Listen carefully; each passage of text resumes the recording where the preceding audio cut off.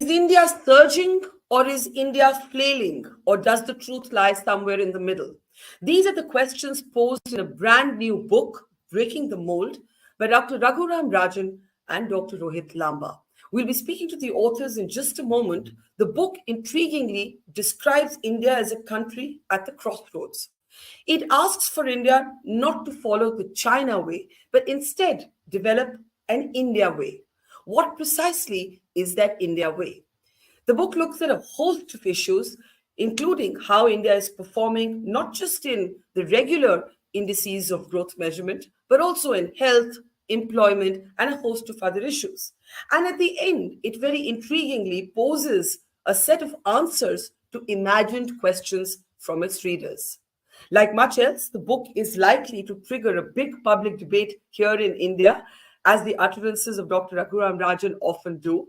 So it is my pleasure to introduce on our program today the co-authors of this book. We're joined by Dr. Rohit Lamba. He is one of the co-authors of Breaking the Mould, and also Dr. Raghuram Rajan is with us. And it's good to see you and be back in conversation with you once again. The book is here with me, Breaking the Mould, Reimagining India's Economic Future. So, Dr. Rajan, if I may start with you. The very first sort of opening of the book poses this question. Is the India growth story the sort of surge story that it is made out to be by the believers, or is it the flailing story that it's made out to be by the critics? And your book talks about how a lot that is happening is right, but somewhere in the book you say the critics are largely correct on facts. Some might ask, why do you think that? Why do you think that on a day when the S&P ratings are talking about India becoming the third sort of fastest growing economy in the world? It's already at number 5.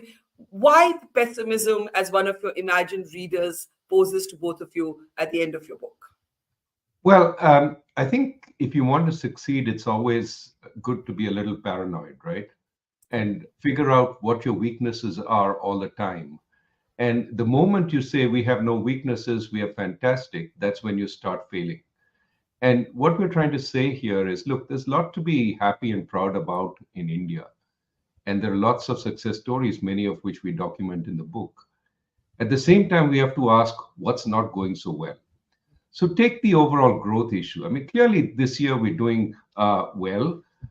It's also true of many other parts of the world. The US had the most spectacular quarter last quarter, 5% growth, when its potential is 2. So it actually exceeded its potential by 3 percentage points. We are doing very well this year. Now, over time, we will grow. And so we will overtake larger nations, which have slowed down in growth, but they're also much less populous. So we will overtake them when we're not particularly rich. The question is, how can we keep growing until we become a rich country? How do we get from here to there? And the answer almost surely is we have to focus on our greatest strength, which is our human capital. There's so many Indians who can, if we can get them good jobs, we will see that growth. The problem is, when you asked about the downside are the unemployment numbers. Our unemployment numbers are large. We have enormous numbers of people trying for jobs. You can see huge numbers applying for government jobs, and very few of them get those jobs.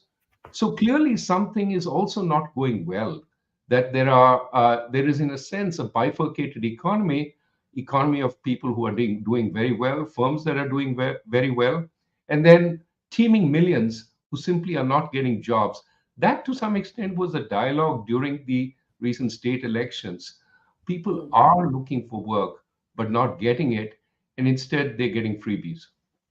So I have a lot to ask about freebies, the state elections, as well as jobs. But just to stick to the growth story for a moment, as your own book, both of you open with acknowledging that India has now overtaken the United Kingdom to become the 5th largest economy in the world. And as I was saying, the S&P numbers suggest that India is well on track to become the 3rd largest economy in the world. Now, Dr. Rajan, I must ask you, you must have followed the fact that supporters of the government pulled out an old interview, a conversation that you had with Rahul Gandhi, where you did not believe that these would be the GDP numbers that you would see, as we've seen in Q2, in quarter two. Do you believe that you were wrong in the projection that you made when you said that, we may not even under 6%? Yeah, I think the precise statement, which has been replicated ad nauseum by the troll crowd, is that we would be lucky to hit 5% this year. Okay, note those words: lucky to hit 5%. The world economy has been lucky. If you look at projections of US growth at the beginning of the year, it was 1%. As I just said, it hit 5% this quarter, which is 3% above its growth rate. So much of my worry was about the global economy slowing. That hasn't happened. In fact, it's grown even stronger. And that's a common sort of change across the world. It's not something specific to India. There is something specific to India also. The government has gone all out to build infrastructure in the first two quarters, which has helped our growth numbers. That is good, that the government has responded to the slowing by putting out all stops and spending on infrastructure. It's going to become harder as we get into the second half of the year because there's a budget constraint. You can't spend much more than the budget, and we've spent a lot on infrastructure. That said, I welcome any situation where India grows faster than my expectation. I want India to grow. I think it's absolutely has India grown faster than your expectations in this past year? Yes, because I said we will be lucky to hit 5, and we are at this point probably going to end the year somewhere in the 6s. That's good.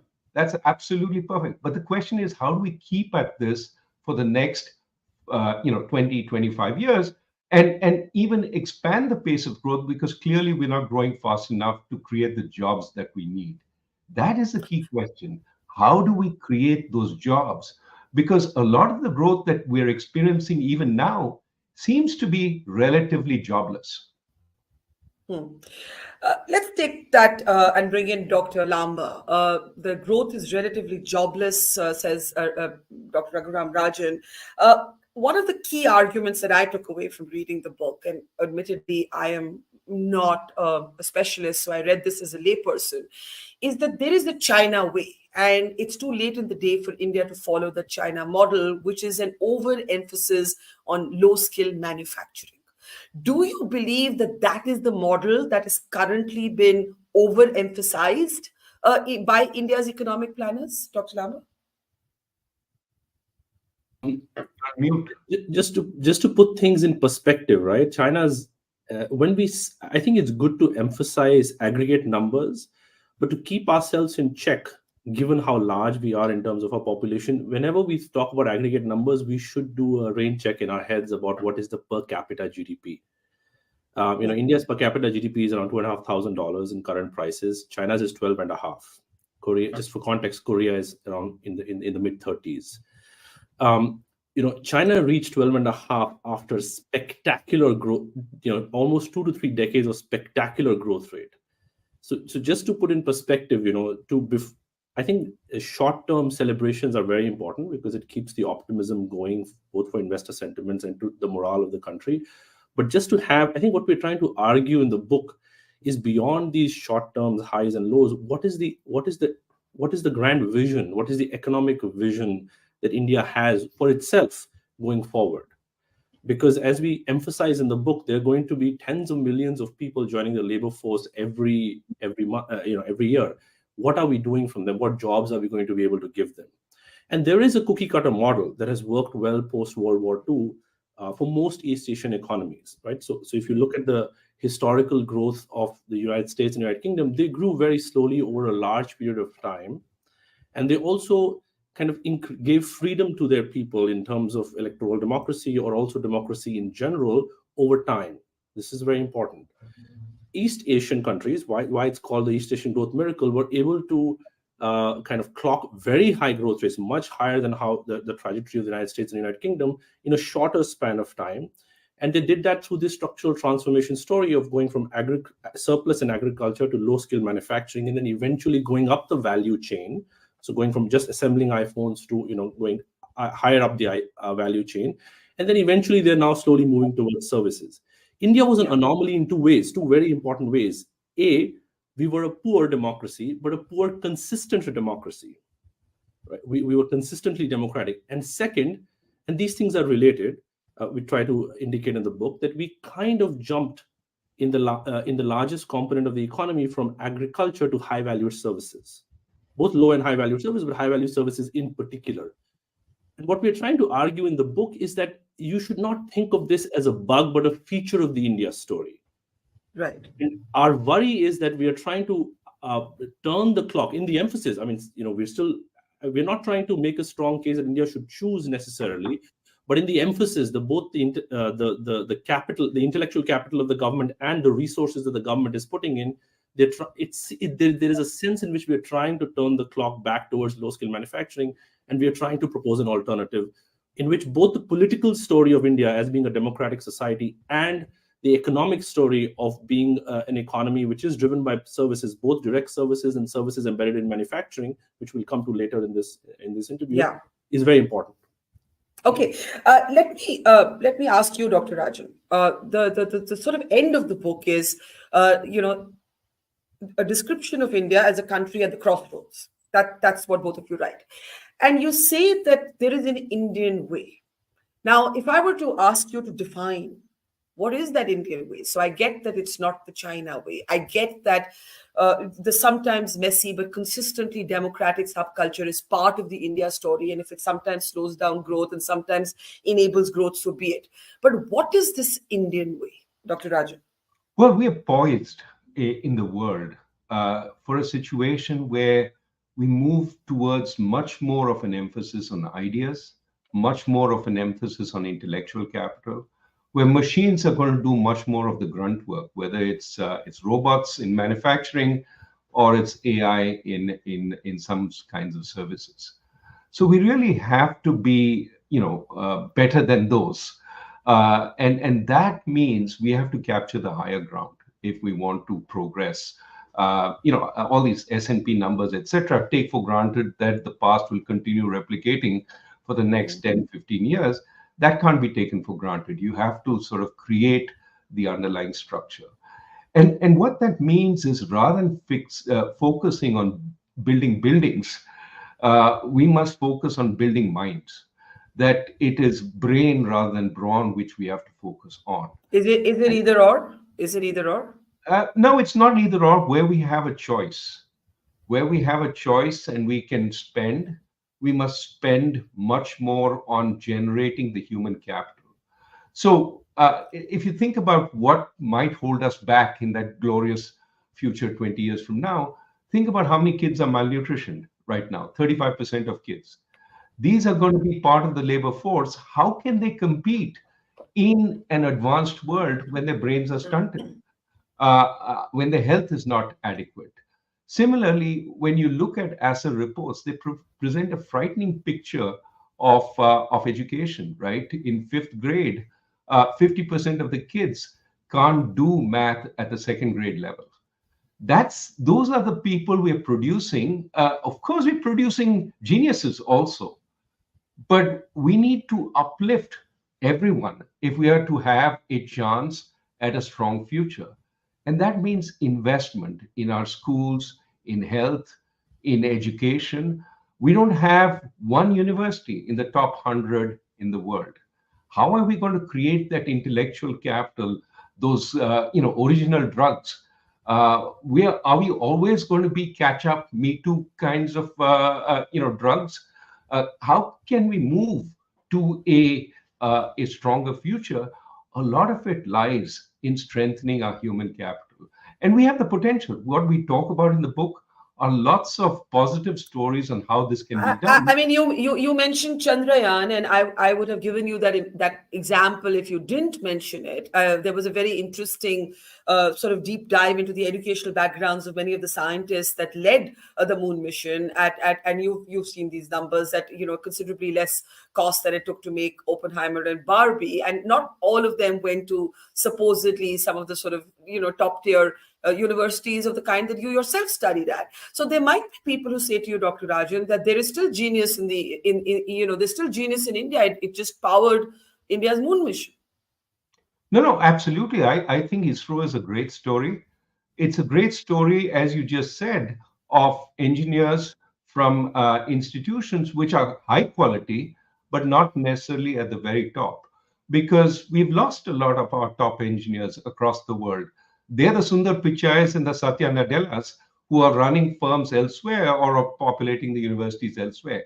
Think of what we could do if we could harness their energy along with the energy of scientists and engineers here.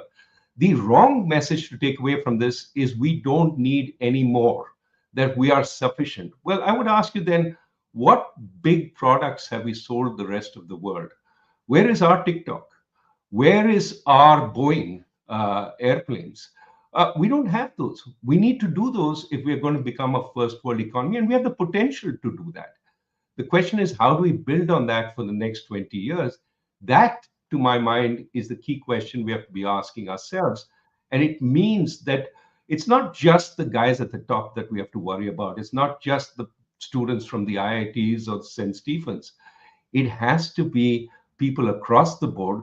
We have, a survey which says 50% of Indian graduates are unemployable today. And that suggests we have a long way to go to make everyone employable. It's the broad-based thrust that is so key and so important. Yeah, and and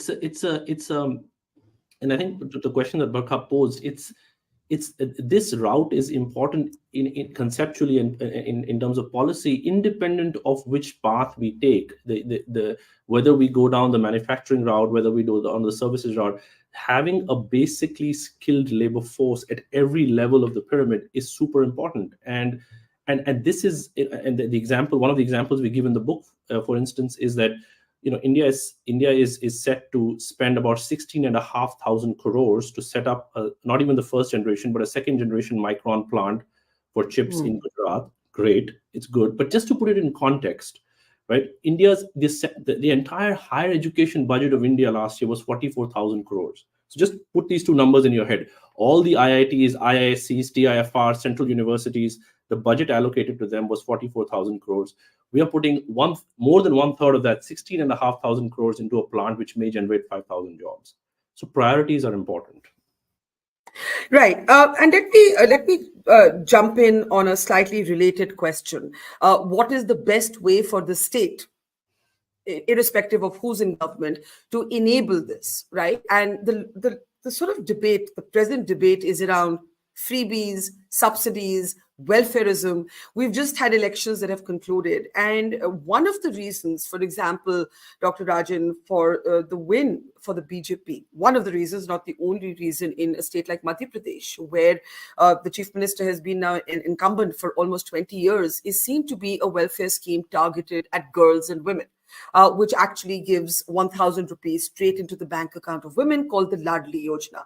Now, you have not been a fan of subsidies, but you have been, you do admire the efficacy of DBTs, direct benefit transfers.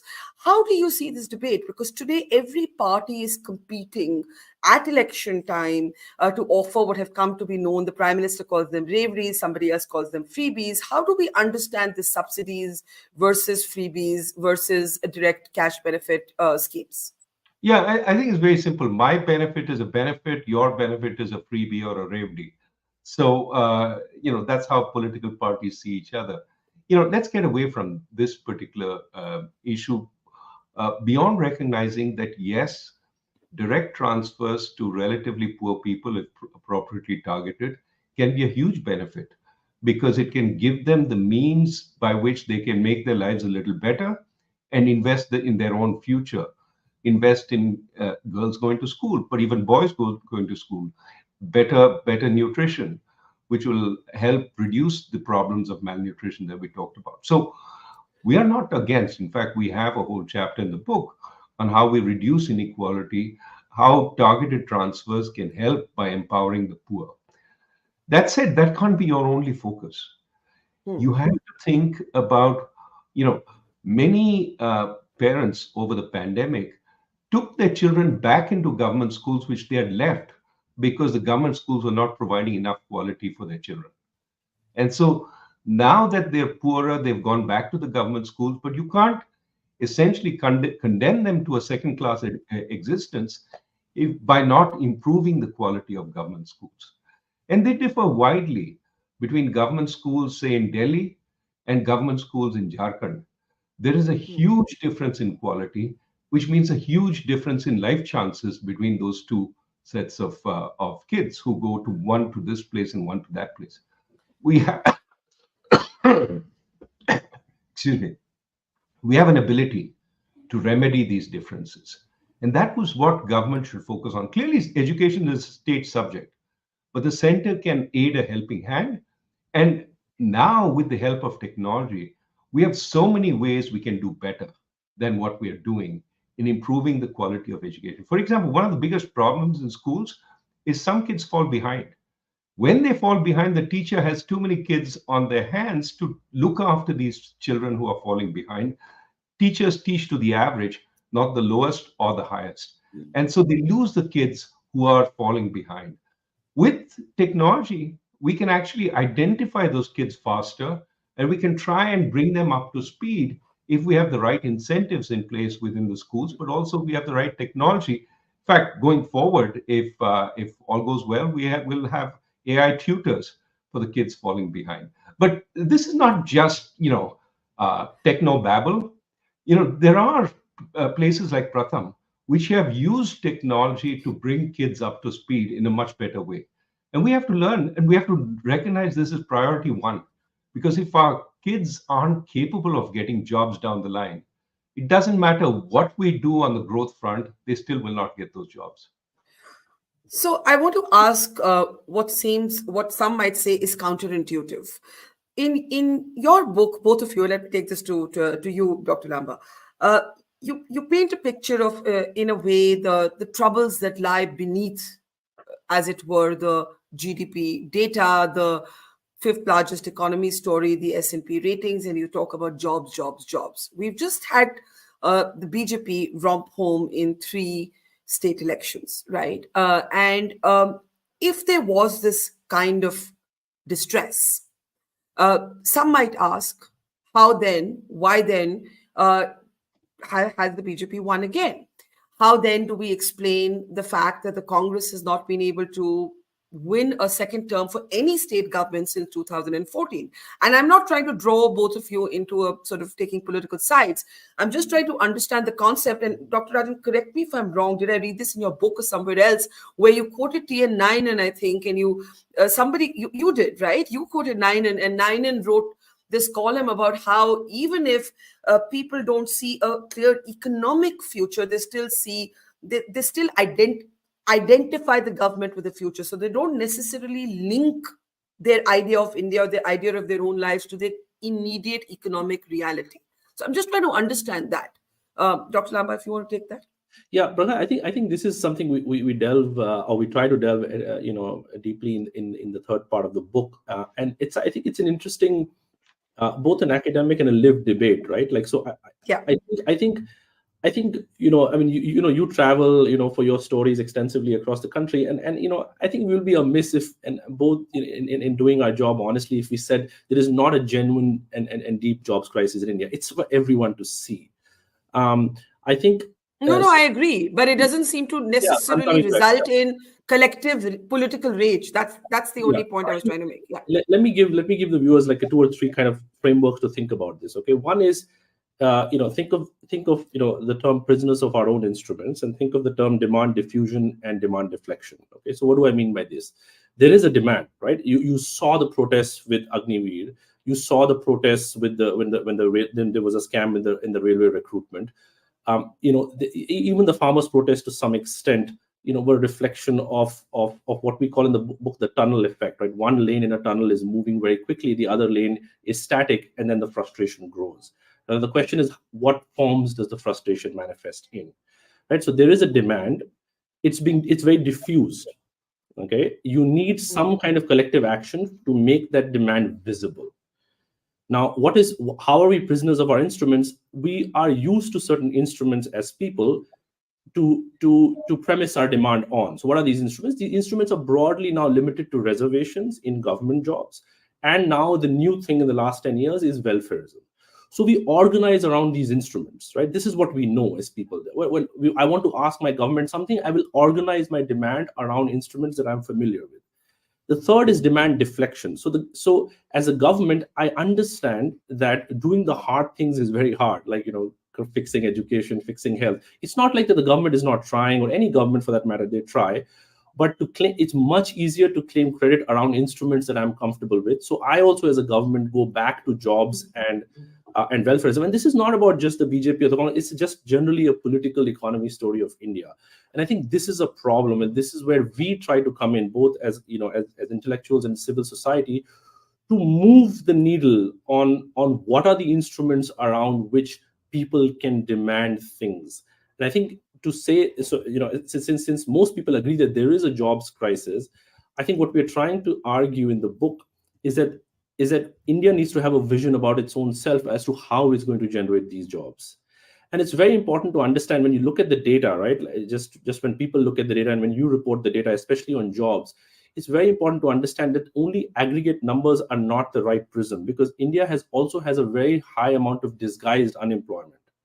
So what does that mean? That means that if one person or two people are sufficient to till a field, there are 6 people on that field working, and they're all counted as employment.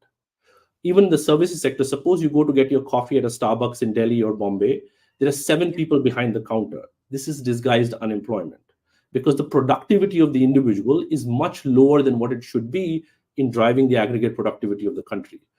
So yes, there is a jobs crisis. Yes, right. You're right that it is not being manifested in a political voice, but I think that is a failure of us, both as an intellectual class, or maybe to some extent even the media, to provide avenues so that the instruments can change, and the demand is no longer diffuse but concrete. I hope that makes sense. Well, yes, Dr. Rajan, go ahead. You want to add to that? Yeah. The demand is concrete, but as Rohit says, it's channeled. Yeah. The demand is for more reservations. I mean, think about what is happening in Manipur and the fight between the Kukis and the Metis.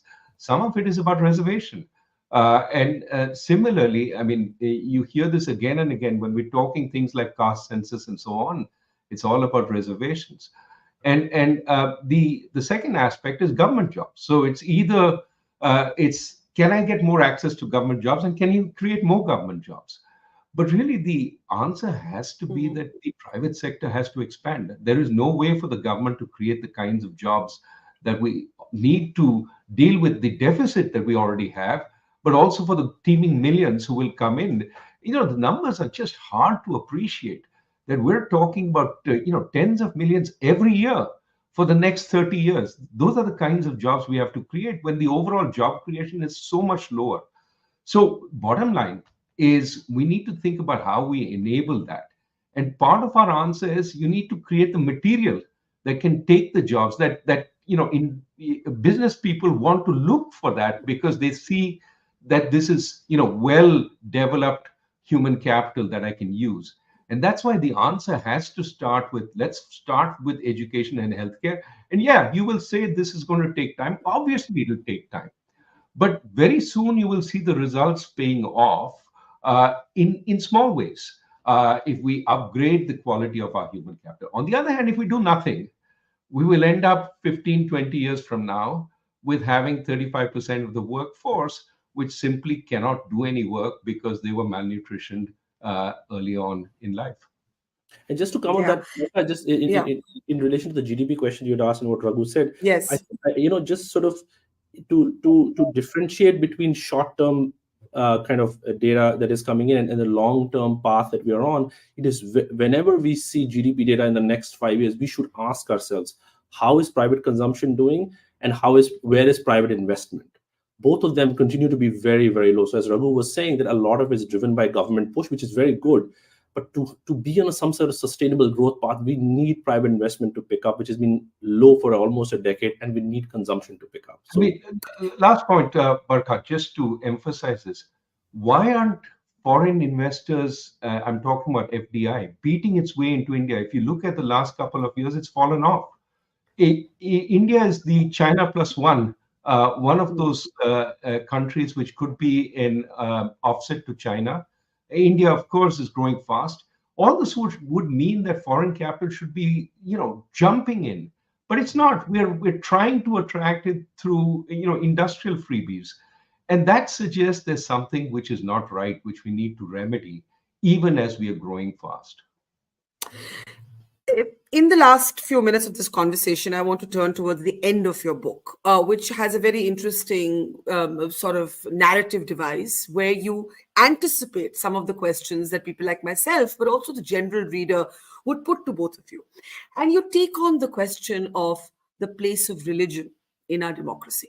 And you talk about Hinduism, and you talk about how the very sort of essence of Hinduism is to be, I think the phrase you use is open and diffused, and you give it an economic nomenclature. You take a word from economics. I'm going to let you tell the audience what that is and then explain it. So Dr. Rajan, when you had to grapple with that question, why was that question, A, important in a book on reimagining India's economic future? How is it linked? And B, how do you see this debate around, are we a Hindu nation? What is the place of Hinduism? 80% of India is Hindu. You've anticipated these questions from your readers, so go ahead. So, look, I think we were born as a democracy which wasn't identified with a religion. Yes, we are 80% Hindu. Both Rohit and I are Hindus. But that doesn't, in a sense, as a country, we are a secular democracy. And I think that means we treat all religions equally. You are free to practice your religion. Pakistan chose a different route. It became a Muslim country. And we deliberately didn't do that because of the wisdom of our founding fathers. We keep saying in the book that this kind of stance is really important going forward, because we want to be an attractive country. We want to do business with the rest of the world. We want them to see us as a hospitable, welcoming country. That is important. But even within our country, if we want to make the best use of our human resources, the way to do that is to treat everyone equally. No appeasement, but no discrimination either. Equal treatment is what we want. And what we see again and again in the book is, how do we create that equal treatment? It means focusing on making government work for everyone. And what that requires, very importantly, is a strong democracy, a place where, even the poorest person can stand up and say, I need my government service. Why is it not being provided? Without a fear of being put in jail for violating some act or the other. We also need, in many ways, government to learn. We need data to be collected. Here is where you did wrong. Here is where things are going off track. Here's what you need to fix again. And so that requires, again, because we're talking about a new path for government, it requires course correction repeatedly, which is why you have to know where you're going wrong. And where you're going to go, knowing that means you should be open to criticism. You cannot shut down critics and say, I don't want that fellow appearing on TV because he's always protesting about this or that. That's the kind of country we need. We have the possibilities. If I could just get Rohit to come in on that also, you do tackle this very politically loaded phrase, appeasement. And I think the way you address it is by saying that, yes, political parties have been guilty sometimes of backing radical politics, but there is no policy, there is no government policy that has led to Muslims being economically better off than the others. So if you just want to weigh in on that. Right. See, Barkha, when I was growing up, my nana used to use this term, which has always stuck with me, called santulan. And I think this is super important in terms of the discourse on the political economy and how politics interacts with economics. And we really try to, carefully try to build this argument in the third part of the book, as you're pointing out. And I think we're very straightforward. We're very open, at least, in our opinion, about saying, yes, there was a left-wing tinge to how history was written in India. Arguably there has been some kind of appeasement with radicals across religions in India. And this is a problem. It's independent of political parties. It's independent of, we as a society and as a civil society and as citizens must acknowledge this. Having said that, how do we look at ourselves going ahead in the future? And we say that for the economic model that we have in mind, creativity and ability to criticize and build arguments is very important. And we cannot, this cannot be emphasized enough. There's plenty of historical evidence to suggest that, societies which are tolerant, which allow dissent, are the ones that end up being most creative. And we want India to be a creative economy. In terms of, the narrative around appeasement, we should, as Raghu was saying, we should always try to go back to the data and try to critically evaluate ourselves. Has there been appeasement in some way? Who's benefiting from which policies? And I think, we should try to critically analyze, what kind of good, so the example we give is about, the policemen in Uttar Pradesh, and a very small fraction of them are Muslims. So in comparison to the fraction of their population in the state. So we must critically evaluate all these things through data and inform the public about where policy is going right and where policy is going wrong. And there's some very interesting data in the book. I'll leave it for readers to read it on polygamy. You pick up one of the most politicized conversations, and I urge people to read the book and read for yourself. Very interesting aggregation of data there. Dr. Rajan, I'll give you the last word. One of the big ongoing debates in the country, it's election season, is around electoral bonds. The book does deal with that question. You're not a fan. Arun Jaitley, whom you once worked closely with, argued passionately that of all bad options of how to fund politics, this was the least bad one. The issue is now before the Supreme Court. Just a final word on why that's so important, why you felt it important enough to put it in your book, and where you stand on that. We now know from other accounts that Urjit Patel, who was RBI governor before you, was vociferously opposed to bonds. We have some of that now in the public domain. This issue of electoral bonds, I'll give you the last word on that, Dr. Rajan. Well, I think it creates an unlevel playing field because it gives a legitimate route for those who have access to business funds. And most of what is going into electoral bonds is business funds. So governments in power get that access very easily. It is not clear whether the opposition has as equal access. But what is most worrying about these electoral bonds is we have no idea what promises were made. So do the businesses that are putting in the money expect to get a quid pro quo?